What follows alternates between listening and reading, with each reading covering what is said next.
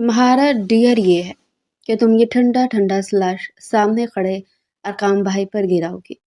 सब cousins troth और dear खेल रहे थे। जब एलाफ की बारी आई तो सब कजनों ने उसे ये डियर दिया, क्योंकि वो जानते थे कि दानिया अरकाम भाई से खौफजदा होती है। एलाफ दिल ही दिल में आयतुल कुर्सी पढ़ते हुए अरकाम की तरफ जा रही थी। हिम्मत करते हुए उसने ठंडा स्लैश अरकाम के कपड़ों पर फेंक दिया। वो इस वक्त इम्पोर्टेंट मीटिंग में जाने के लिए रेडी हुआ था। अपने कपड़ों का सत्यानाश होता देखकर उसका दिमाग गुस्से से घूम गया। एलाफ से उसे बचपन से ही शदीद नफरत थी, क्योंकि दादा जान इन दोनों का जबरदस्ती निकाह करवाया था। तुम मेरे कमरे में आओ। उसने एलाफ को अपने कमरे में आने का इशारा किया। जैसे ही वो वहां पर पहुंची, अरकाम ने उसकी कमर पर हाथ डालकर, मैंने तुम्हें क्या समझाया था, दोबारा मैं तुम्हें इस तरफ ना देखूं। अरकाम ने एलाफ का बाजू पकड़कर एक झटके से उसे अपनी जानिब खींचा।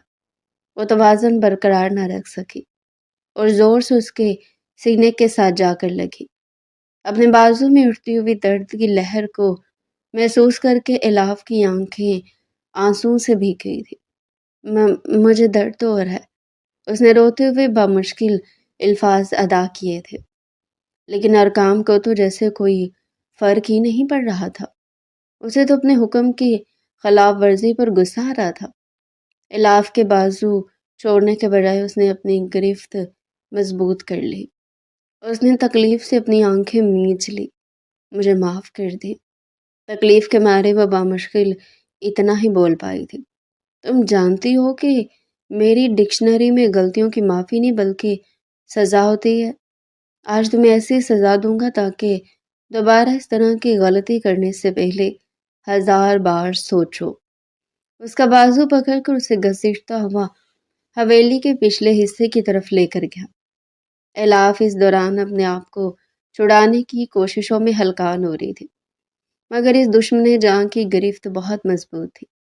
एलाफ ने चिल्लाकर दादी जान को पुकारना चाहा तो अगले पल अरकाम ने उसके लबों पर मजबूती से अपना हाथ जमाकर उसकी चीखों का गला गोंद दिया। उसकी गिरफ्त में बिन पानी की मछली की तरह तड़प रही थी। अरकाम उसे लेकर बेसमेंट में दाखिल हो गया था। उसने जोर से इलाफ को सोफे पर धक्का दिया और खुद उसके सामने जाकर खड़ा हो गया। आज की पूरी रात तुम्हें यहीं पर ही गुजारोगी। नहीं प्लीज, ऐसा मत करे। मुझे अकेले बहुत ज्यादा डर लगता है। ये सुनने की देर थी कि इलाफ ने बाकायदा तौर पर ऊंची ऊंची आवाज में रोना शुरू कर दिया था। अरकाम पर उसके रोने का भी कोई असर नहीं हो रहा था। उसके चेहरे के तासुरात सपाट थे। इलाफ रो रही थी, उसकी मिन्नतें कर रही थी, लेकिन अरकाम पर कोई असर ही नहीं हो रहा था। जब वो बेसमेंट के दरवाजे से बाहर निकलने लगा, तब इलाफ ने चीख कर कहा, आपको ये सब कुछ करके क्या मिलेगा? अगर आप मुझसे वाकई में इस कदर शदीद नफरत करते हैं तो आप मुझे तलाक क्यों नहीं दे देते? कम अज कम इस जिल्लत भरी जिंदगी से मेरी जान तो छूट जाएगी। उसने तड़पते हुए लहजे में कहा था। ये सुनकर अरकाम के लबों पर एक शातराना सी मुस्कुराहट फैल गई थी और उसकी आंखें भी अजीब से अंदाज में चमकने लगी थी। इतनी इज्जत और आसानी से तो तुम्हें भी नहीं छोड़ूंगा।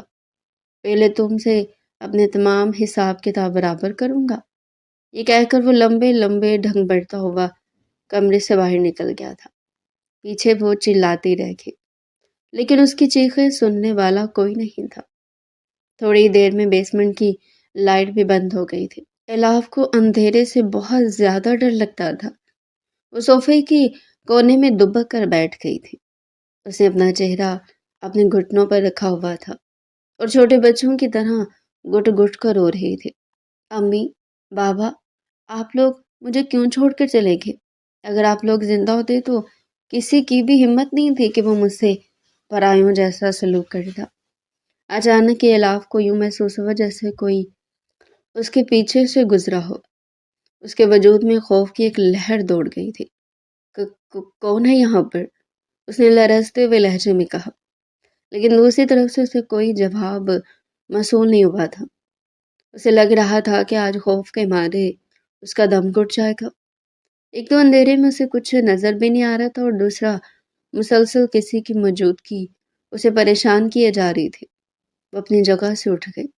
ابھی وہ 2 قدم ہی چلی تھی کہ اس کا پاؤں کسی بھاری چیز سے جا کر ٹکرایا۔ اسے پہلے کہ وہ زمین بوس ہوتی، کسی نے اس کی کمر پر ہاتھ ڈال کر اسے گرنے سے بچا لیا تھا۔ اس کے ساتھ ہی الاف کے منہ سے زوردار چیخ نکلی۔ اذہان نے اگلے پل اس کے لبوں پر ہاتھ رکھ کر اس کی چیخوں کو دبایا۔ کیا ہو گیا؟ پاگل تو نہیں ہو گئی ہو؟ پہلے تم نے میری نیند خراب کی، اب کیا میرے سر میں درد کرنے کا ارادہ ہے؟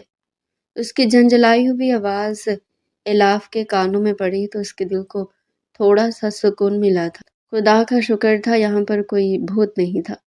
وہ یہی سوچ کر ہی ریلیکس ہو گئی تھی، لیکن اب اسے یہ بات حیرت میں مبتلا کری تھی کہ اذہان یہاں پر کیا کر رہا ہے۔ اسے جب اذہان سے یہ سوال کیا تو وہ بیزار لہجے میں بولا، میں یہاں پر بیٹھا اپنا کام کر رہا تھا۔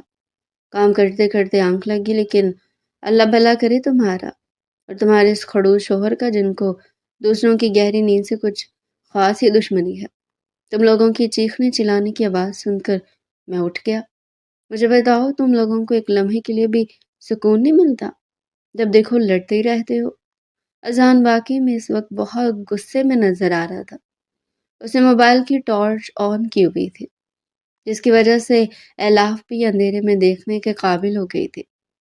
اس نے اذہان کی کسی بات کا برا نہیں منایا تھا، بلکہ وہ خوش ہو گئی تھی کہ چلو اب وہ رات کے وقت یہاں پر ڈرے گی نہیں۔ چند لمحے یوں ہی خاموشی کی نظر ہو گئے تھے۔ کیا تم اسے پوچھو گے نہیں کہ میں کیوں رو رہی تھی؟ اسے دھیمے سے لہجے میں سوال کیا تو اذہان اس کے خوبصورت چہرے کو دیکھ کر رہ گیا۔ وہ تیزی سے نفی میں سر ہلاتے ہوئے بولا، نہیں، فی الحال تو مجھے یہ سب جاننے میں کوئی انٹرسٹ نہیں ہے۔ میں اپنے کمرے میں جا رہا ہوں، تم جانو اور تمہارا شوہر جانے۔ یہ کہہ کر وہ بیسمنٹ کے دروازے کی طرف بڑھ گیا، لیکن دروازہ تو لوک ہے۔ وہ تیزی سے بول پڑی، میرے پاس چابی موجود ہے۔ وہ دروازہ کھول کر وہاں سے جا چکا تھا، جبکہ الاف خاموشی سے کھڑی اس کھلے ہوئے دروازے کو دیکھ رہی تھی۔ وہ سوچ رہی تھی کہ کیا اسے یہاں سے نکل جانا چاہیے یا اپنی سزا کے مطابق پوری رات یہیں پر ہی گزارنی چاہیے۔ کافی دیر سوچ بچار کے بعد وہ تیزی سے باہر نکلی اور دبے پاؤں اپنے کمرے کی طرف بڑھنے لگی۔ اسے لگ رہا تھا کہ اسے کوئی بھی نہیں دیکھ رہا، لیکن وہ یہ بات نظر انداز کر گئی تھی کہ ارقام خانزادہ کی نظر ہر وقت اس کے اوپر ہوتی ہے۔ ابھی بھی وہ اپنے کمرے کی بالکنی میں کھڑا خونخوار نظروں سے اسے حویلی کے اندرونی حصے میں جاتے ہوئے دیکھ رہا تھا۔ اس سے پہلے وہ اذہان کو بھی بیسمنٹ سے نکلتا دیکھ چکا تھا۔ اس کا پارا غصے سے ہائی ہونے لگا تھا۔ اگلے پل اس نے زور سے شیشے پر مکہ مارا اور اونچی آواز میں چلایا۔ کمرہ ساؤنڈ پروف تھا، جس کی وجہ سے اس کی آواز باہر نہیں جا سکتی تھی۔ ارقام کی اس حویلی میں سب سے زیادہ نفرت ایک ہی شخص سے تھی، اور وہ تھی اس کی منکوہا یعنی الاف، چھوٹی سی دھان پان سی لڑکی، جو حویلی کی سب سے چھوٹی بیٹی ہونے کے ساتھ ساتھ لاڈلی بیٹی بھی تھی۔ ہر کوئی اسے پیار کرتا تھا سوائے ارقام کے۔ وہ ہمیشہ اس کی خوشیوں کا دشمن بنا رہتا تھا۔ دوسرا، اسے ہر اس شخص سے نفرت تھی جو الاف کا ہمدرد تھا، اور اس میں سہر فہرست انسان اذہان تھا۔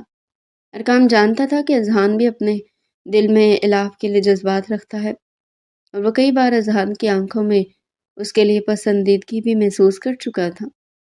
یہی بات اسے تنگ کرتی تھی کہ نہ تو وہ الاف سے دستبردار ہونے کے لیے تیار تھا اور نہ ہی اسے کسی اور کے حوالے کرنے کے لیے تیار تھا۔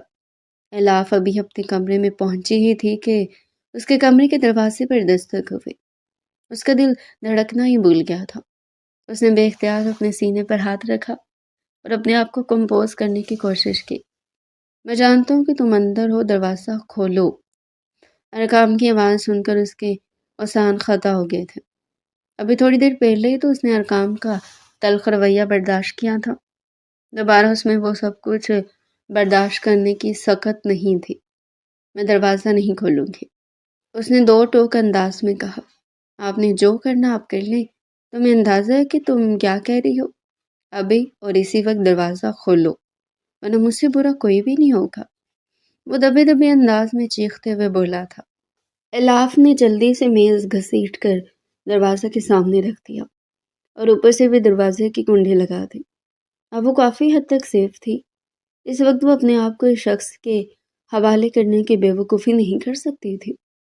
پہلے بھی اس کی چھوٹی سی غلطی کی وجہ سے ارقام نے اسے بے حد ذلیل کیا تھا۔ آج ان کے گھر میں ارقام کے چھوٹے بھائی کا نکاح تھا اور یہ فنکشن رات کے وقت رکھا گیا تھا۔ عورتوں اور مردوں کا الگ انتظام تھا۔ الاف اپنے دوستوں کے ساتھ وہاں پر انجوائے کر رہی تھی۔ ہمیشہ کی طرح آج بھی وہ بے حد حسین لگ رہی تھی۔ لوگوں کی نظریں بار بار اس کے حسین چہرے پر جا کر ٹھہرتی تھی۔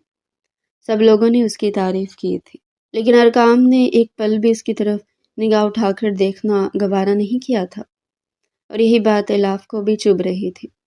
کبھی کبھار اسے لگتا تھا کہ ارقام کی زندگی میں کوئی اور شخص موجود ہے، لیکن اس کے پاس کوئی ثبوت نہیں تھا جس کی بنیاد پر وہ یہ سب کچھ اپنے دادا جان سے کہہ سکتی تھی۔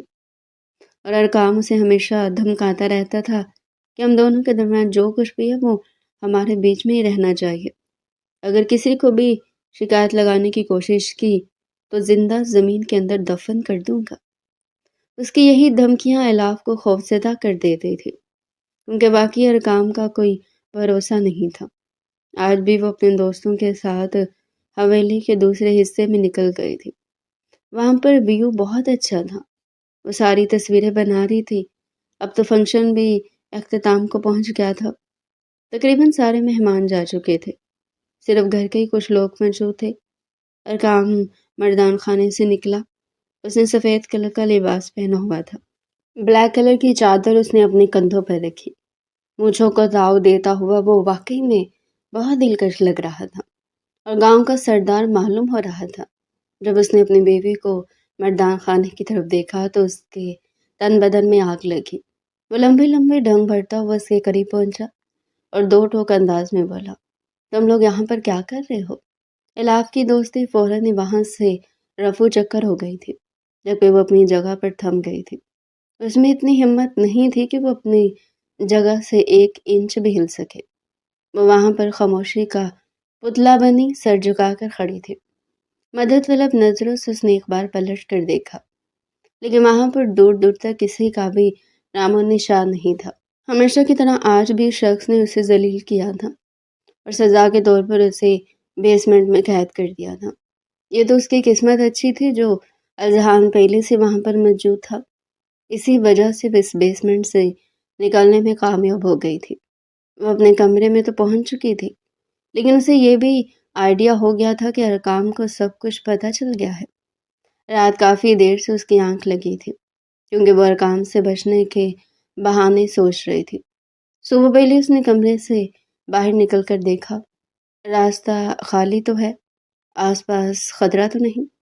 اپنی پوری تسلی کرنے کے بعد وہ تیزی سے سیڑھیاں اترتے ہوئے نیچے چلے گی۔ دوپہر 11 بجے کا وقت تھا۔ اسے پورا یقین تھا کہ ارقام اس وقت ڈیرے پر موجود ہوگا، لیکن جب اس نے ارقام کو لاؤنج میں صوفے پر اطمینان سے ٹیک لگا کر بیٹھے ہوئے دیکھا تو اس کے ہوش اڑ گئے۔ ارقام کی نظر بھی اس پر پڑ چکی تھی۔ اب تو واپس جانے کا کوئی سوال ہی پیدا نہیں ہوتا تھا۔ ارے بیٹا، آج اتنی لیٹ کیوں اٹھی ہو؟ تمہاری طبیعت تو ٹھیک ہے؟ دادی جان نے اپنی لاڈلی پوتی کو دیکھا تو فوراً ہی فکر مندی سے اسے سوال کیا۔ جی دادی جان، میں بالکل ٹھیک ہوں، وہ ان سے نگاہیں چراتے ہوئے بولی تھی۔ اذان بھی اس وقت تک لاؤنج میں داخل ہو چکا تھا۔ اپنے ہاتھ میں اٹھائے ہوئے کچھ پیپرز اس نے الاف کے حوالے کیے تھے۔ دراصل یہ پاسٹ پیپرز تھے جو الاف نے کاپی کروائے تھے۔ ارقام کی نظریں اس پیپرز پر اٹکی ہوئی تھی۔ اس کے علاوہ اظہار نے الاف سے کوئی بات بھی کی تھی، ارقام وہ سن نہیں سکا تھا، لیکن اس کا وجود غصے کے مارے جلنے لگا تھا۔ یہاں پر آ کر بیٹھو۔ وہ پیپرز لے کر اپنے کمرے میں جانے لگی تھی کہ ارقام کی بات سن کر نہ چاہتے ہوئے بھی پلٹی اور اس کے سامنے صوفے پر جا کر بیٹھ گئی۔ دادی جان قریبی بیٹھی کروشیے کا کام کر رہی تھی۔ وہ ارقام کے انداز پر فوراً سے بول پڑی، اس طرح سے غصے میں کیوں مخاطب کر رہے ہو اسے؟ دادی جان، میں کب غصے سے بات کر رہا ہوں؟ میں تو نارمل انداز میں بول رہا ہوں، ارقام نے جھنجھلاتے ہوئے لہجے میں جواب دیا۔ تم نے آگے اسٹڈیز کے بارے میں کیا سوچا ہے؟ باقی ساری باتوں کو نظر انداز کر کے وہ اپنے مدعے کی بات پر آیا تھا۔ میں یونیورسٹی میں ایڈمیشن لوں گی، الاف نے چہکتے ہوئے جواب دیا۔ ارکان کے ماتھے پر لاتعداد بل پڑ گئے تھے۔ کس کی اجازت سے تم یونیورسٹی میں ایڈمیشن لو گی؟ اب کی بار وہ ذرا سا آگے کو ہو کر بیٹھا۔ اور یہ پیپرز کون سے ہیں؟ ارکان نے اس کے ہاتھوں سے وہ پیپرز بھی لے لیے تھے۔ میں جس یونیورسٹی میں ایڈمیشن لینا چاہتی تھی یہ اس کے نوٹس ہیں، مجھے اذہان نے کاپی کروا کر دیے ہیں۔ الاف اپنا سر جھکا کر انگلیاں چٹکھاتے ہوئے رک رک کر بمشکل اپنی بات مکمل کر رہی تھی۔ الاف کے سامنے ارکان نے وہ پیپر پھاڑ دیے۔ دادی جان تو بے چین ہو گئی تھی۔ یہ کیا کر رہے ہو ارکان بیٹا؟ وہ بےتابی سے بولی۔ اسے پوچھے یہ کس کی اجازت سے یہ سب کچھ کر رہی ہے؟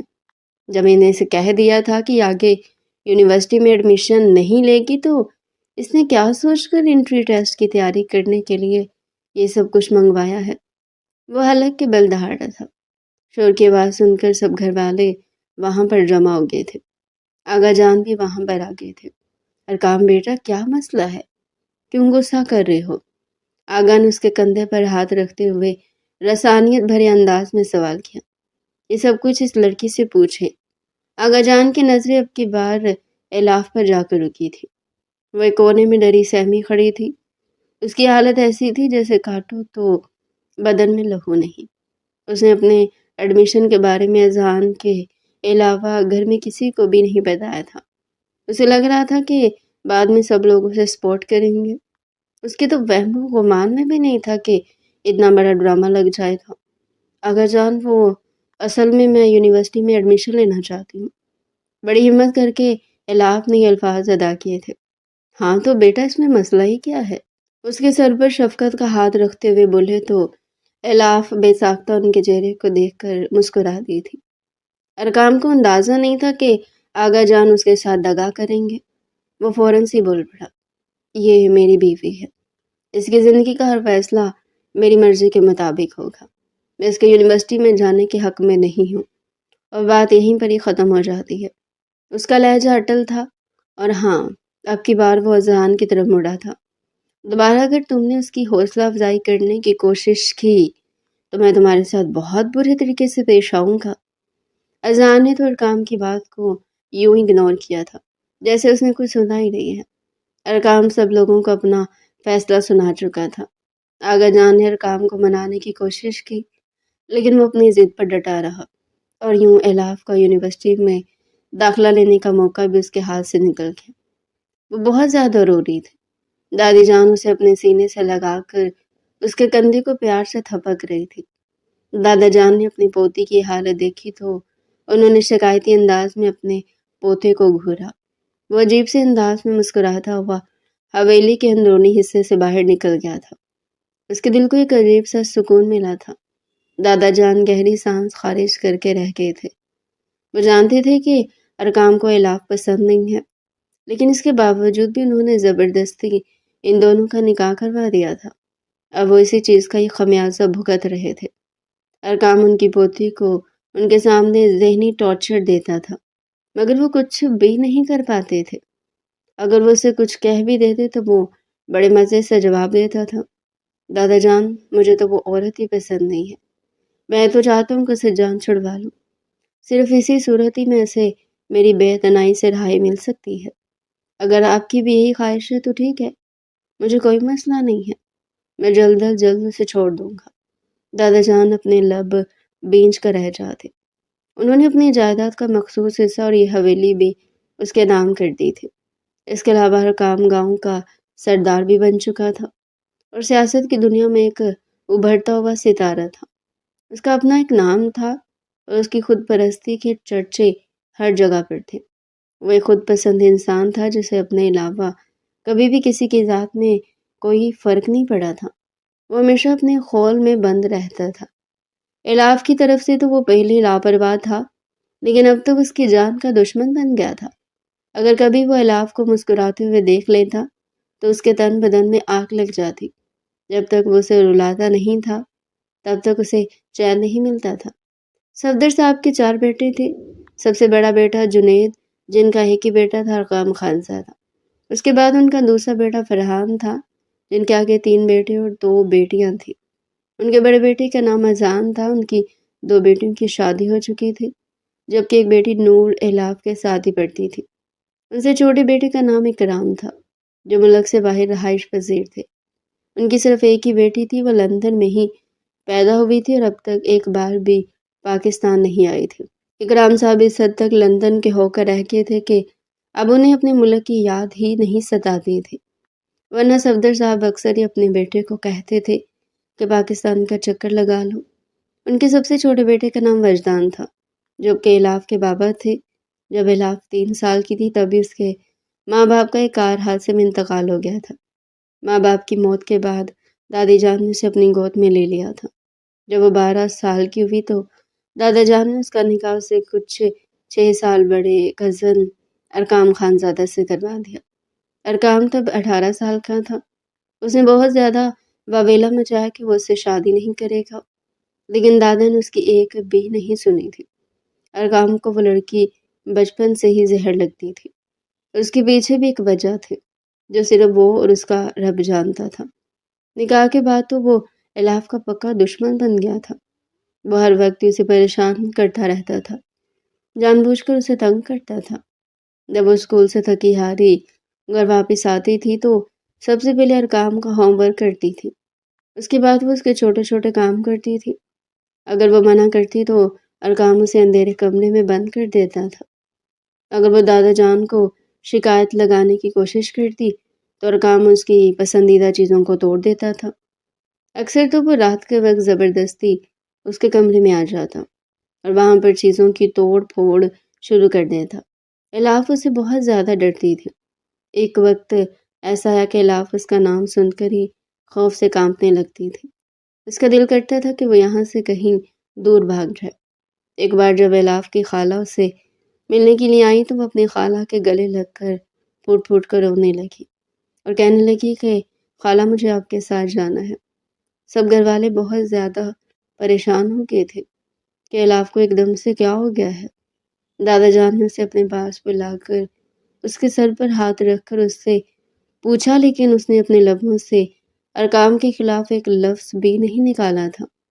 بچپن سے لے کر اب تک جب بھی ارقام اسے تکلیف دیتا تھا یا اسے تنگ کرتا تھا تو اذہان اس کے زخموں پر مرہم رکھتا تھا۔ بعض اوقات اذہان بھی اس کی خاموشی سے تکلیف برداشت کرنے کی عادت سے تنگ آ جاتا تھا اور اسے ڈانٹتے ہوئے کہتا تھا کہ تم یہ سب کچھ کیوں برداشت کرتی ہو؟ ایک بار ہمت کر کے اس کا منہ توڑ کر دیکھو، سب کچھ ٹھیک ہو جائے گا۔ وہ انسان تمہارا کچھ بھی نہیں بگاڑ سکتا ہے۔ اذہان ہر طرح سے اسے حوصلہ دینے کی کوشش کرتا تھا، مگر وہ چاہ کر بھی کچھ نہیں کر پاتی تھی۔ تھوڑے عرصے کے بعد جب ارقام اعلیٰ تعلیم حاصل کرنے کے لیے ملک سے باہر چلا گیا تو اس دوران الاف کو یوں لگ رہا تھا جیسے وہ جنت میں آ گئی ہو۔ اب اس پر پابندیاں لگانے والا کوئی بھی نہیں تھا۔ 2 سال اس نے بہت ہی مزے سے گزارے تھے۔ ایف ایس سی اس نے اعلیٰ نمبروں سے پاس کی تھی، لیکن اس کے رزلٹ کے کچھ ہی دنوں کے بعد کام کی واپسی ہو گئی۔ الاف کا ارادہ یونیورسٹی میں ایڈمیشن لینے کا تھا۔ ارقام نے اس کے اس خواب کو بھی بری طرح سے کچل دیا۔ سردیوں کی سرد شام تھی، 6 بجے کا وقت تھا۔ سب لوگ حویلی کے اندر دبکے ہوئے تھے، جبکہ الاف خاموشی سے چھت پر کھڑی آسمان کو گھورے جا رہی تھی۔ جب اذہان اس کے پہلو میں آ کر کھڑا ہوا، سردی میں کیوں کھڑی ہو؟ نیچے جاؤ، تمہیں ٹھنڈ لگ جائے گی۔ اچھا ہے مجھے ٹھنڈ لگ جائے، میں بیمار ہو جاؤں اور میں مر جاؤں، وہ سپاٹ لہجے میں بولی تھی۔ اذہان کا دل زور سے دھڑکا تھا۔ پاگل تو نہیں ہو گئی ہو؟ 1000 بار سمجھایا میں نے تمہیں، بولنے سے پہلے سوچ لیا کرو۔ وہ غصے سے دان پیستے ہوئے بولا، اس میں غلطی کیا ہے؟ جب میں مر جاؤں گی تو میری اس ذلت بھری زندگی سے جان چھوٹ جائے گی۔ اس کی آنکھوں سے تیزی سے آنسو بہ رہے تھے۔ اذہان نے آگے بڑھ کر بے اختیار اس کے آنسو صاف کر ڈالے۔ اس کے دل میں آیا کہ وہ اس لڑکی کو اپنے گلے سے لگا لے اور اس کے سارے غموں کو پی جائے، لیکن وہ ایسا کوئی حق نہیں رکھتا تھا۔ اس کے قریب ہو کر بھی اسے میلوں کے فاصلے پر تھا، اور یہی سوچ اذہان کو بہت زیادہ تکلیف پہنچاتی تھی۔ اس لڑکی کا ہمدرد بننا چاہتا تھا، لیکن اس کے پاس یہ اختیار نہیں تھا، اور جو شخص یہ اختیار رکھتا تھا وہ ایک ظالم سردار تھا۔ چلو شاباش، اچھے بچوں کی طرح چپ ہو جاؤ، اپنے آنسو صاف کرو۔ اذان نے اپنے لہجے کو حشاش بشاش بناتے ہوئے کہا، اگر تم رونا بند کرو گی تو میں تمہیں کھانا کھلانے کے لیے باہر لے کر جاؤں گا، واپسی پر آئس کریم بھی لے کر دوں گا۔ الاف نے روتے روتے اپنا سر اٹھایا تھا، اس کی آنکھیں خوشی کے مارے چمکنے لگی تھی، جنہیں دیکھ کر اذان کا دل پرسکون ہو گیا تھا۔ کیا تم سچ کہہ رہے ہو؟ لیکن اگر اس جلاد کو پتہ چل گیا تو میری شامت آ جائے گی، وہ برا سا منہ بناتے ہوئے بولی۔ یہ سن کر اذان نے ایک گہری سانس خارج کی۔ تمہارا وہ جلا شور اگلے 3 دنوں کے لیے مر ہی جا رہا ہے، حویلی میں سکون ہی سکون ہوگا، تب ہم لوگ گھومنے کے لیے جائیں گے، تو کیا تم مجھے دوسرے دن پارک میں گھمانے کے لیے لے کر جاؤ گے؟ پلیز منع مت کرنا۔ وہ معصومیت سے آنکھیں ٹمٹماتے ہوئے بولی تو اذان اس کے چہرے کو گھور کر رہ گیا۔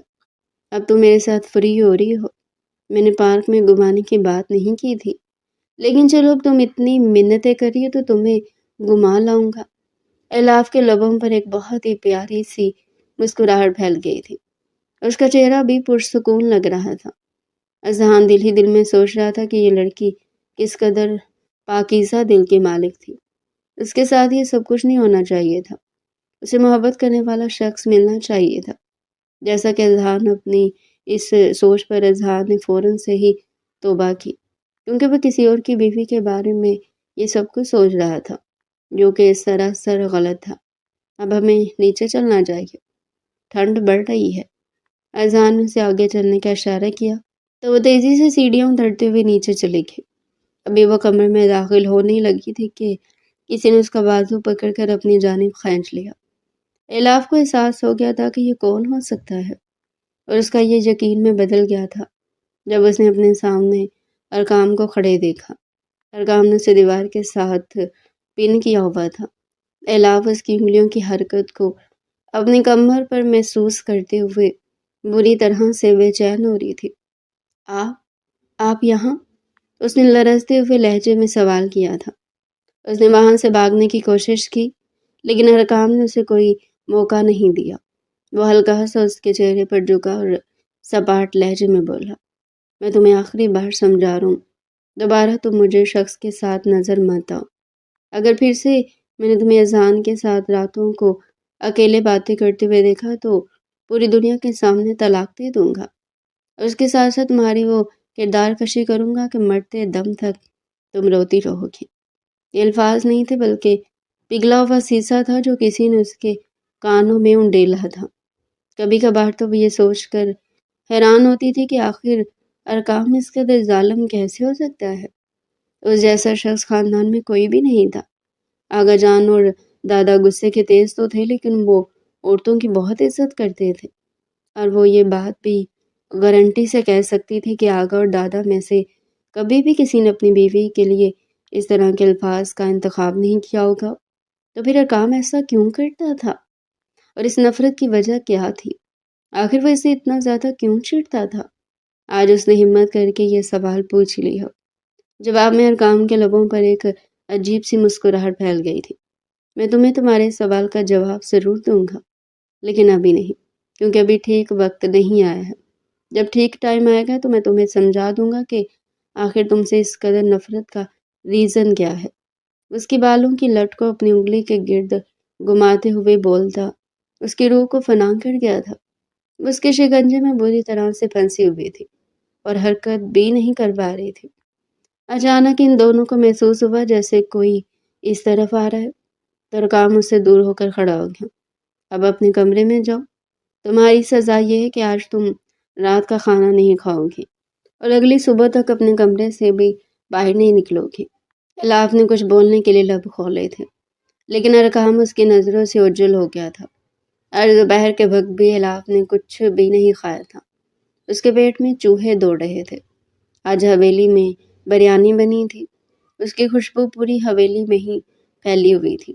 الاف جانتی تھی کہ اگر اس نے چھپ کر بھی کھانے کی کوشش کی تو ارقام کو پتہ چل جائے گا، اور پھر اسے اس سے بھی بڑی سزا ملے گی۔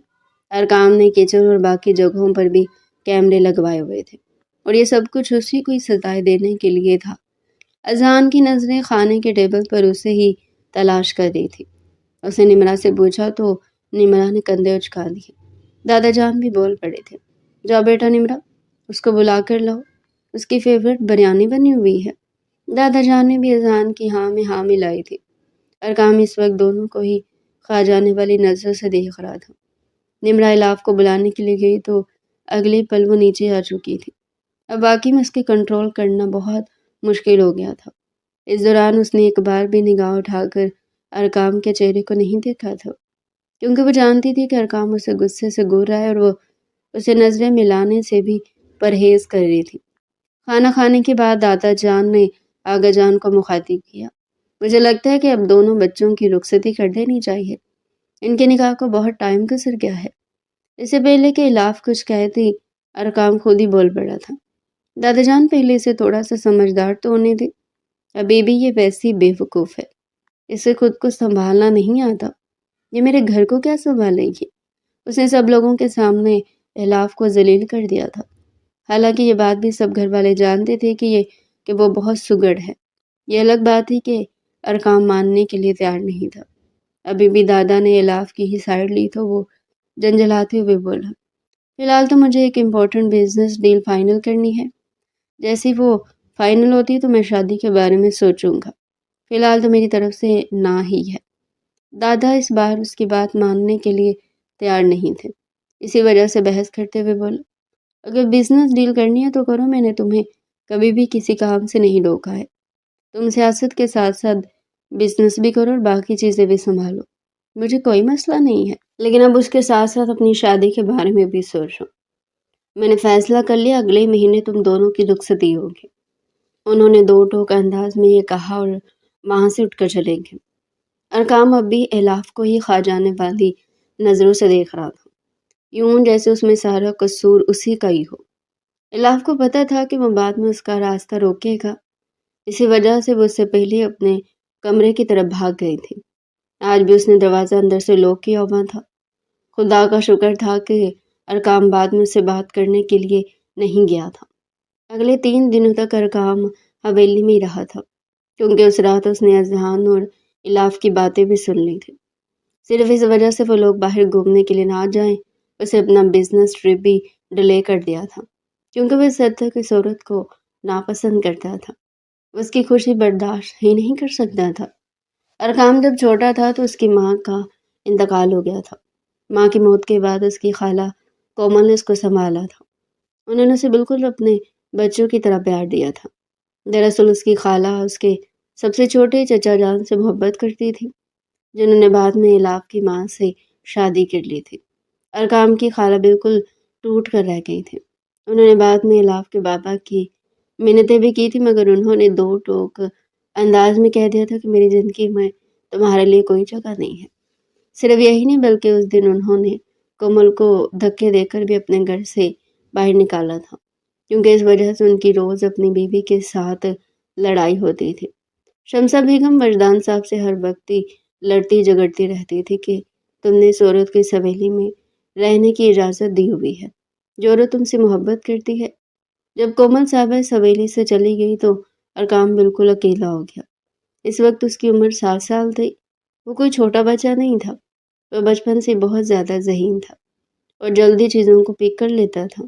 بچپن سے اسے الاف کی ماں سے نفرت ہو گئی تھی، پھر بعد میں جب الاف پیدا ہوئی تو وہ اس سے بھی نفرت کرنے لگا۔ ارقام کی خالہ اس رات وہاں سے گئی تو ان کا کار ایکسیڈنٹ میں انتقال ہو گیا تھا۔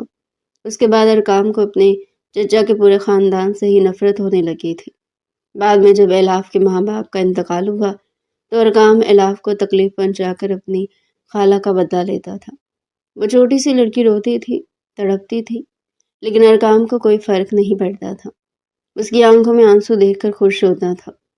اسے لگتا تھا کہ یہ سب کچھ کر کے وہ خالہ کا انتقام لینے میں کامیاب ہو رہا ہے۔ بعد میں جب دادا جان نے اس کا زبردستی الاف کے ساتھ نکاح کیا تو اس نے اسی وجہ سے ہی وویلا مچایا تھا، کیونکہ وہ اس عورت کو اپنی بیوی کے روپ میں قبول نہیں کر سکتا تھا، جس کی ماں کی وجہ سے اس کی جان سے بھی زیادہ عزیز خالہ اس دنیا سے رخصت ہو گئی تھی۔ یہ بچپن کا ٹراما تھا جسے وہ ابھی تک نکل نہیں پا رہا تھا، اور اس ٹراما کے اثر کو ختم کرنے کے وہ ہمیشہ الاف کو ہی اپنا شکار بناتا تھا۔ اگلے چند دنوں میں ارقام زیادہ تر وقت گھر میں ہی رہا تھا۔ اس دوران الاف اس کے سامنے جانے سے کتراتی تھی۔ ایک شام جب وہ ڈیرے پر موجود تھا تو سب کزنز بیٹھ کر ٹروت اور ڈیر کھیل رہے تھے۔ آج سارے کزن اکٹھے ہوئے تھے اور انہوں نے محفل جمائی ہوئی تھی۔ الاف نے پہلے تو کھیلنے سے انکار کر دیا، لیکن پھر اذہان اسے زبردستی گیم میں لے آیا۔ اس کے برابر والی کرسی میں ہی بیٹھی ہوئی تھی اور بار بار چور نظروں سے بیرونی دروازے کی طرف دیکھتی تھی، کہیں ایسا نہ اس کا شوہر واپس آ جائے، اور اگر وہ اسے اذہان کے ساتھ بیٹھا ہوا دیکھ لیتا تو پھر سے ہنگامہ کھڑا کر دیتا۔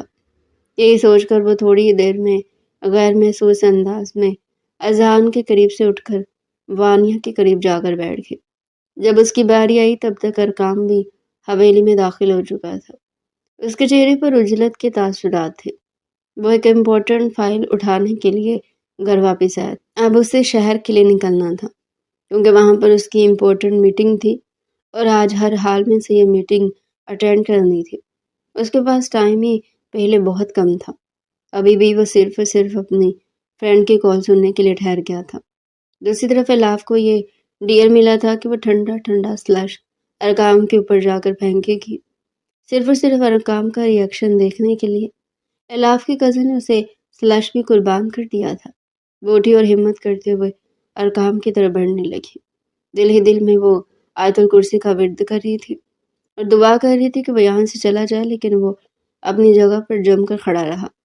اذان نے پیچھے سے اسے آواز دے کر رکنے کا اشارہ کرنا چاہا تو نور نے جلدی سے اسے چپ کروا دیا۔ الاف نے آنکھیں بند کر کے ٹھنڈا سلش ارقام کے اوپر پھینکا تھا اور اس کے ساتھ اس کی دھڑکنوں کی رفتار بھی سست ہو گئی تھی۔ اس کا چہرہ لٹھے کی مانند سفید ہو گیا تھا۔ اس نے خوف سے تھوک نگلا۔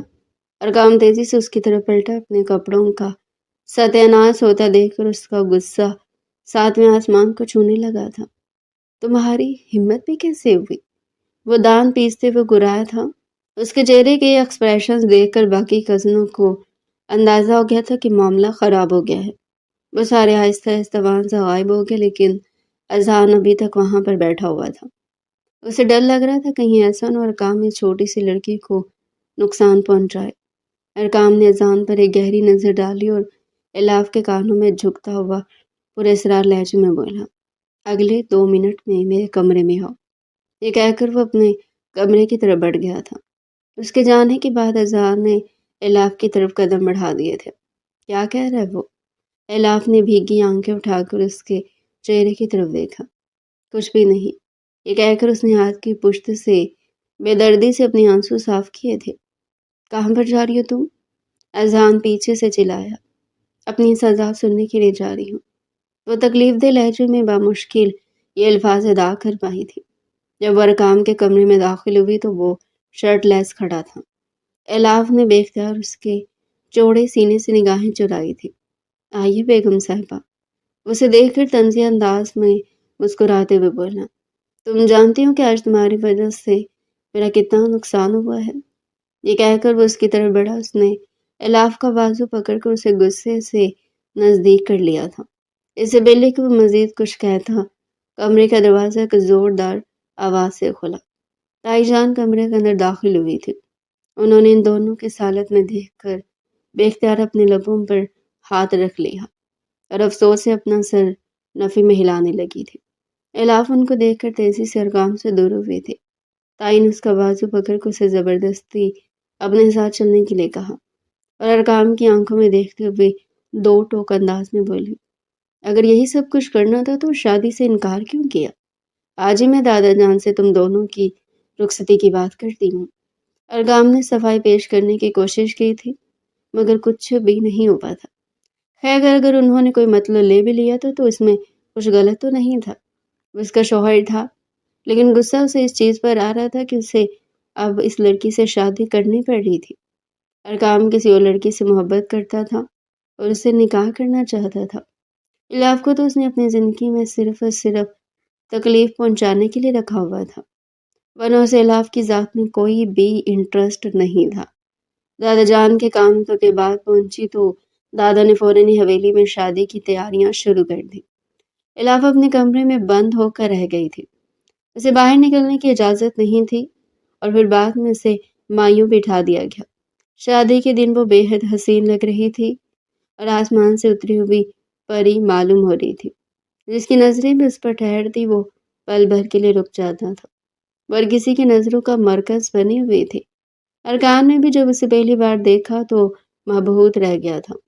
اس نے بے اختیار سوچا تھا کہ آخر کوئی شخص اس قدر پیارا کیسے ہو سکتا ہے، مگر جب اسے یاد آیا کہ اس لڑکی کی وجہ سے اس کی خالہ کو تکلیف پہنچی تھی تو اس نے اپنے دل کو پتھر کا بنا لی۔ وہ اس لڑکی سے مبہوت نہیں ہو سکتا تھا، اور ویسے بھی وہ کسی اور سے محبت کرتا تھا۔ اس لڑکی سے اب اسے جلد از جلد جان چھڑوانی تھی، مگر اس سے پہلے اسے اپنا مطلب پورا کرنا تھا۔ ہر کسی نے الاف کے لیے تعریف کے کلمات ادا کیے تھے سوائے ارقام کے۔ وہ تو اس کی ذات سے مکمل طور پر بے نیاز ہو کر بیٹھا ہوا تھا، جیسے اس لڑکی کے ساتھ کوئی تعلق ہی نہیں رکھتا۔ دادا جان نے ایک بار پھر دونوں کا نکاح پڑھایا تھا۔ الاف دل ہی دل میں دعا کر رہی تھی کہ ارقام کا دل موم ہو جائے اور وہ اس کی طرف مائل ہو جائے، لیکن جب بعد میں اس نے ارقام کی آنکھوں میں غصے کے شعلے دیکھے تو اسے اپنی دعائیں بے اثر معلوم ہوئی۔ اس کی غلط فہمی دور ہو گئی تھی، جبکہ دادا جان کو لگ رہا تھا کہ وہ وقت گزرنے کے ساتھ ساتھ سب کچھ ٹھیک ہو جائے گا۔ جب وہ دونوں ایک دوسرے کو سمجھنے لگیں گے تو ان کے تعلقات بھی اچھے ہو جائیں گے، جو کہ کسی بھی صورت ممکن نہیں تھا۔ غیر ارادی طور پر الاف کی نظریں ہال میں اذہان کو تلاش کر رہی تھی، مگر وہ کہیں پر بھی موجود نہیں تھا۔ بار بار اس کی نظریں بھٹک کر واپس آ رہی تھی۔ اس نے نمرہ سے پوچھا تو نمرہ نے بھی لا علمی کا اظہار کیا اور کندھے اچکا دیے، کیونکہ وہ بھی نہیں جانتی تھی کہ اذہان کہاں پر گیا ہے۔ رخصتی کے بعد جب الاف کو اس کے عروسی کمرے میں بٹھایا گیا تو اس کا دل کسی پرندے کی طرح سینے میں پھڑک رہا تھا۔ کمرے میں پھیلی گلابوں کی خوشبو اور مدھم روشنی نے اسے ایک لمحے کے لیے اس خوش فہمی میں مبتلا کر دیا کہ شاید اب اس کی زندگی کا نیا خوبصورت باب شروع ہونے والا ہے۔ اسے لگا کہ شاید نکاح کے مقدس بندھن میں بندھنے کے بعد ارقام کے دل میں اس کے لیے تھوڑی سی نرمی پیدا ہو گئی ہو۔ دروازہ کھلنے کی آواز پر اس نے گھبرا کر اپنے سر پر موجود بھاری دوپٹے کو مزید نیچے کر لیا۔ ارقام کے قدموں کی چاپ اس کے قریب آ کر رک گئی۔ الاف نے کپکپاتے ہوئے لہجے میں کہنا چاہا، السلام علیکم، مگر الفاظ لبوں پر ہی دم توڑ گئے۔ دوپٹہ پیچھے کرو۔ ارقام کی آواز میں وہ محبت نہیں تھی جس کی وہ امید کر رہی تھی، بلکہ وہی پرانا زہر اور سرد مہری تھی۔ الاف نے لرزتے ہاتھوں سے گھونگھٹ الٹا تو سامنے کھڑے ارقام کے چہرے پر نفرت کی ایک گہری لکیر تھی۔ اس کی آنکھیں غصے سے سرخ ہو رہی تھی۔ تم کیا سمجھ رہی تھی؟ ارقام نے طنزیہ ہنستے ہوئے اس کے قریب جھک کر کہا کہ یہ سب پھول، یہ سجاوٹ تمہارے استقبال کے لیے ہے۔ یہ تو اس جنازے کی تیاری ہے جو میں تمہاری خواہشات کا نکالنے والا ہوں۔ الاف کا رنگ فک ہو گیا۔ ارقام، میں نے کیا کیا ہے؟ پلیز ایسی باتیں نہ کریں۔ شروعات، ارقام نے دہاڑتے اس کا جبڑا اپنی گرفت میں لیا۔ شروعات تو تم نے تبھی کر دی تھی جب تم آدھی رات کو بیسمنٹ میں اذان کے ساتھ رنگ رلیاں منا رہی تھی۔ تم کیا سمجھتے میں اندھا ہوں؟ اور ہاں، شروعات تمہاری ماں نے کی تھی، جس کی سزا تمہیں آج ملے گی۔ وہ زہر خان لہجے میں بولا، خدا کے لیے ایسا مت کہیں، اذان صرف میرا بھائی اور کزن ہے۔ اس رات وہ اتفاق سے وہاں موجود تھا۔ الاف نے روتے ہوئے صفائی دینی چاہی۔ خاموش، ارقام نے اسے ایک جھٹکے سے پیچھے دھکیلا۔ تمہاری معصومیت کے پیچھے ایک بد کردار عورت چھپی ہے۔ تم نے میری غیر موجودگی میں اسے اپنے قریب کیا، اس کے ساتھ ہنستی تھی، اسے پڑھائی کے بہانے تحفے لیتی تھی۔ تم نے اس حویلی کی عزت کو نیلام کرنے میں کوئی کسر نہیں چھوڑی۔ وہ جان بوجھ کر اس طرح کے الفاظ ادا کر رہا تھا۔ وہ چاہتا تھا کہ وہ سارا ملبہ اس لڑکی پر گرا دے اور خود آسانی سے سب سے باہر نکل آئے۔ اسی وجہ سے وہ اس کے کردار پر کیچڑ اچھال رہا تھا۔ الاف کا صبر جواب دے چکا تھا۔ اس نے ہمت جمع کی اور چلا کر بولی، بس کرے ارقام خانزادہ، آپ کا شک ایک بیماری بن چکا ہے۔ اگر آپ کو مجھ پر اتنا ہی شک ہے تو کیوں لائے مجھے اس کمرے میں؟ کیوں کیا مجھ سے دوبارہ نکاح؟ تمہیں تمہاری اوقات دکھانے کے لیے۔ ارقام کا پارا ہائی ہو گیا۔ تمہاری یہ معصومیت جس پر سب مرتے ہیں، آج میں اسے ہمیشہ کے لیے ختم کر دوں گا تاکہ تم کسی اور کو دکھانے کے قابل نہ رہو۔ اس نے الاف کی ایک نہ سنی، وہ تڑپتی رہی، منتیں کرتی رہی، اپنی پاک دامنی کی قسمیں کھاتی رہی، مگر ارقام پر اپنے بچپن کا ٹراما اور حسد کا بھوت سوار تھا۔ اس نے حیوانیت کی حدیں پار کرتے ہوئے اس کی معصومیت کو کچل ڈالا۔ وہ یہ بھول گیا تھا کہ وہ اس کی منگوہا ہے، اسے صرف اپنی انا کی تسکین کا ذریعہ سمجھ رہا تھا۔ جب وہ الاف کے وجود کو لہو لہان کر کے پیچھے ہٹا تو الاف بیڈ پر ٹوٹے ہوئے خوابوں کی طرح بکھری ہوئی تھی۔ اس کی آنکھوں میں اب آنسو نہیں، صرف ایک گہری اذیت اور بے حسی تھی۔ ارقام نے میز پر رکھا ہوا پین اٹھایا اور ایک کاغذ پر کچھ لکھ کر اس کے چہرے پر دے مارا۔ یہ لو، یہی چاہتی تھی نا تم؟ اس ذلت بھری زندگی سے زیادہ میں تمہیں طلاق دیتا ہوں۔ الاف نے خالی نظروں سے اس کاغذ کو دیکھا۔ ارقام نے سرد لہجے میں کہا، میں نے اپنا انتقام پورا کر لیا۔ تمہاری ماں نے میری خالہ کی زندگی برباد کی تھی اور آج میں نے تمہاری زندگی اور تمہارا غرور دونوں خاک میں ملا دیا۔ اب جاؤ اپنے اس ہمدرد اذہان کے پاس، اگر وہ اب بھی تمہیں قبول کرنے کی ہمت رکھتا ہو۔ وہ لمبے لمبے ڈھنگ بڑھتا ہوا کمرے سے نکل گیا۔ پیچھے صرف الاف کی سسکیاں اور وہ اندھیرا رہ گیا جسے اسے بچپن سے ڈر لگتا تھا۔ آج اس کا سب سے بڑا ڈر حقیقت بن چکا تھا۔ اگلی صبح حویلی پر قیامت بن کر ٹوٹی تھی۔ دادا جان ہکا بکا رہ گئے جب انہیں پتہ چلا کہ ارقام نہ صرف الاف کو طلاق دے چکا بلکہ سرداری کی پگڑی اچھال کر ملک ہی چھوڑ گیا ہے۔ حویلی کا وہ آنگن جہاں کل تک شہنائیاں گونج رہی تھی اب ماتم کدا بن چکا تھا۔ الاف جس کی آنکھوں کے دیے بجھ چکے تھے اپنے کمرے کے کونے میں سمٹ گئی۔ اس نے نہ کسی پر الزام لگایا، نہ کسی سے فریاد کی۔ اس کی خاموشی حویلی کے در و دیوار کے لیے ارقام کی بدتمیزی سے زیادہ تکلیف دہ تھی۔ عدت کا ایام اس نے ایک زندہ لاش بن کر گزار دیا۔ اذہان جو کہ امریکہ جانے کی تیاری کر رہا تھا، جب اسے اس حادثے کے بارے میں پتہ چلا تو وہ فوراً حویلی پہنچا، لیکن تب تک الاف عدت میں بیٹھ چکی تھی۔ اس کی عدت پوری ہونے کے بعد اذہان سیدھا دادا جان کے پاس گیا اور دو ٹوک لفظوں میں اپنی خواہش ظاہر کر دی۔ دادا جان، الاف کی عدت ختم ہو چکی ہے، میں اسے اس اندھیرے سے نکالنا چاہتا ہوں، میں الاف سے نکاح کرنا چاہتا ہوں۔ دادا جان نے حیرت اور ممنونیت ملی نظروں سے اسے دیکھا۔ مگر الاف نے جب سنا تو برسوں کی جمی ہوئی برف پگھل کر لاوا بن گئی۔ وہ پہلی بار اپنے کمرے سے باہر نکلی۔ اس کے چہرے پر زردی تھی مگر آنکھوں میں غصے کی جمع۔ تم اتنے اچھے کیوں بن رہے ہو اذہان؟ اس کی آواز حویلی کے دالان میں گونجی۔ اذہان وہیں رک گیا۔ کیوں کر رہے ہو یہ سب؟ کیا تمہیں ترس آ رہا ہے مجھ پر، یا تم اپنی نیکی کا سکہ جمانا چاہتے ہو؟ اس کے سامنے آ کھڑی ہوئی۔ تم جانتے ہو ارقام نے میرے ساتھ کیا کیا ہے؟ تم جانتے ہو اس رات اس نے میری روح تک کو کچل دیا تھا؟ میں اب وہ الاف نہیں رہی جسے تم جانتے تھے۔ میں ایک داغدار عورت ہوں جس کے پاس دینے کے سوائے دکھوں کے کچھ نہیں ہے۔ پھر کیوں تم میری بربادی کا بوجھ اپنے کندھوں پر اٹھانا چاہتے ہو؟ اذہان نے گہری سانس لی۔ اس کی آنکھوں میں الاف کے لیے ہمدردی نہیں بلکہ محبت اور ٹھہراؤ تھا۔ الاف، میں نے کبھی تمہیں داغدار نہیں سمجھا۔ وہ ایک قدم آگے بڑھا۔ تمہارے ساتھ جو ہوا وہ تمہاری غلطی نہیں ہے۔ میں تم سے نکاح اس لیے نہیں کر رہا کہ میں کوئی بڑا انسان بننا چاہتا ہوں، میں تم سے نکاح اس لیے کرنا چاہتا ہوں کیونکہ میں تم سے محبت کرتا ہوں۔